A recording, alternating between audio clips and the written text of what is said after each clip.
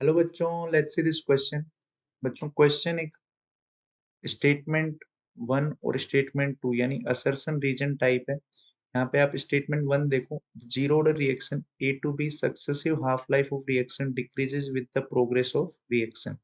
Statement two is rate of zero order reaction remains unchange with the progress of reaction. तो बच्चों यहाँ पे zero order reaction की बात की गई है। जीरो ऑर्डर रिएक्शन में अगर हम देखें तो rate is directly proportional concentration of A raise to the power zero. तो यहाँ से रेट किसके बराबर आ गई? के के बराबर। और के क्या होता है? कांस्टेंट। यानी रेट हमेशा क्या है? कांस्टेंट है, टाइम के साथ कंसंट्रेशन डिपेंड नहीं कर। अब यहाँ पे एक टी हाफ का जो फॉर्मूला आता है वो आता है 1/2 ए नोट बाई के।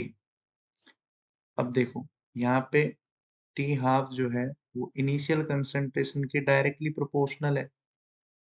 जैसे जैसे इनिशियल कंसंट्रेशन क्या होती जाएगी? डिक्रीज होती जाएगी, वैसे ही टी हाफ भी डिक्रीज होगा। जैसे आप पहली हाफ लाइफ देखो 100 से 50 में, अगर टाइम टी लग रहा था तो 50 से 25 नेक्स्ट हाफ लाइफ में ये टाइम भी क्या लगेगा? आधा लगेगा, क्योंकि यहाँ पे उसको डिफरेंस जो था वो -50 का डिफरेंस लाना था।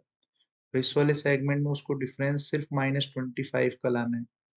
25 से 12.5 में उसको डिफरेंस -12.5 का। तो यहाँ पे टाइम पहले से फिर आधा हो जाएगा। इसका मतलब रेट यहाँ पे कांस्टेंट है। अगर डिफरेंस आधा हो जाएगा तो टाइम भी आधा लगेगा। तो यहाँ से दो चीजें क्लियर है कि सक्सेसिव हाफ लाइफ है वो डिक्रीज हो रही है। सक्सेसिव हाफ लाइफ जो है वो डिक्रीज हो रही है, पहला पॉइंट। दूसरा पॉइंट, रेट हमेशा कांस्टेंट है, और रेट कांस्टेंट है इसलिए ये टी हाफ भी डिक्रीज हो रहा है। यानी स्टेटमेंट वन भी सही है, स्टेटमेंट टू भी सही है, और statement two is the correct explanation of statement one. यानी right answer will be option A. I hope you understand it very well. Thank you. All the best.